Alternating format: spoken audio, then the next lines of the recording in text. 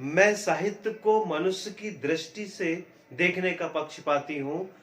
ये साहित्यिक विचार हजारी प्रसाद द्विवेदी जी के हैं, जो हिंदी के प्रसिद्ध राइटरों में से एक हैं, लेखक में से एक हैं। नमस्कार, सभी का हार्दिक स्वागत है। आज हम क्लास 12th में जो आरहो बुक है उसका चैप्टर 14 शिरीष के फूल हजारी प्रसाद द्विवेदी द्वारा लिखा हुआ निबंध, ललित निबंध की चर्चा करेंगे, उसको जानेंगे। उसको जानने से पहले हजारी प्रसाद द्विवेदी जी के बारे में कुछ जानते हैं, संक्षिप्त परिचय उनका समझते हैं। हजारी प्रसाद द्विवेदी जी का जन्म 1907 बलिया उत्तर प्रदेश में हुआ था। उनका देहांत मृत्यु 1979 में दिल्ली में हुई थी। जन्म बलिया में और मृत्यु दिल्ली में। जन्म 1907 में और उनका देहांत 1979 में हुआ था। उस प्रकार से उनके निबंध संग्रह हैं अशोक के फूल, कल्पलता, विचार और वितर्क, कुटिच, विचार प्रभा, आलोक पर्व, प्राचीन भारत के कलात्मक विनोद, ये इनके कुछ निबंध संग्रह हैं। इसके अलावा उपन्यास बाण भट्ट की आत्मकथा, चारू चंद्रलेख, पुनर्नवा, अनाम दास का पोथा, ये इनके उपन्यास हैं। उसके अलावा आलोचना साहित्य में इन्होंने आलोचना साहित्य भी बहुत लोग लिखा है। सूर साहित्य, कबीर, नाथ साहित्य, कालिदास की लालित्य योजना, हिंदी साहित्य का आदिकाल, हिंदी साहित्य की भूमिका, हिंदी साहित्य उद्भव और विकास, और मध्यकालीन बोध का स्वरूप, ये इनके आलोचनात्मक साहित्य हैं। और पुरस्कार व सम्मान इन्हें मिला साहित्य अकादमी पुरस्कार इन्हें मिला था। आलोक पर्व जो इनका निबंध संग्रह है उसके लिए इन्हें साहित्य अकादमी पुरस्कार से सम्मानित किया गया। पद्म भूषण दिया गया भारत सरकार द्वारा। डीलिट की उपाधि दी गई लखनऊ विश्वविद्यालय द्वारा। और जैसा कि मैंने आपको बताया था कि इन्होंने जो इनकी प्रसिद्ध पंक्ति है जो 12th की बुक में दी है, मैं साहित्य को मनुष्य की दृष्टि से देखने का पक्षपाती हूँ, मनुष्य की दृष्टि से देखता हूँ।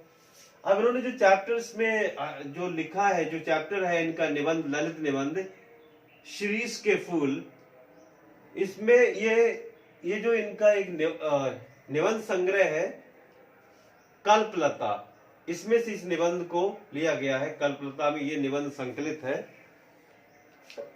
इस निबंध में इन्होंने शिरीष के फूल के माध्यम से मनुष्य को एक शिक्षा दी है कि शिरीष के फूल कितना भी विपरीत परिस्थितियां हो वो उसमें समान रहता है, अब खिला रहता है। उसी प्रकार मनुष्य को सुख दुख में समान रहना चाहिए, परेशान ना हो, क्योंकि सुख और दुख जीवन के अंग हैं जो आते और जाते रहते हैं। तो इसमें जो सार है, इसमें लेखक आंधी, लू, गर्मी की प्रचंडता में अवधूत की तरह अविचल होकर कोमल पुष्पों में सौंदर्य बिखेरता है शिरीष का फूल। अवधूत का मतलब होता है कि ऐसा सन्यासी जो सुख और दुख में समान रहता हो। अवधूत, जिसे फर्क ना पड़ता हो धूप का और प्रचंड गर्मी का, उसको अवधूत का है। तो वो बिखेर शिरीष के फूल के माध्यम से मनुष्य में अजय जिजीविषा, मतलब हमेशा परेशान ना हो, जीने की जिजीविषा होनी चाहिए। तो कोलाहल की तरह धैर्य पूर्वक और लोग के साथ चिंतारत, कर्तव्यशील बने रहने की प्रेरणा देते हैं और मानवीय मूल्य के रूप में स्थापित किया शिरीष के फूल में। शिरीष को फूल की तुलना बहुत सारे महान कवियों से, जैसे कालिदास से की गई है, कबीर से की गई है, व्यास से की गई है, हमारे जिसने महाभारत के रचयिता वाल्मीकि जी से की गई है।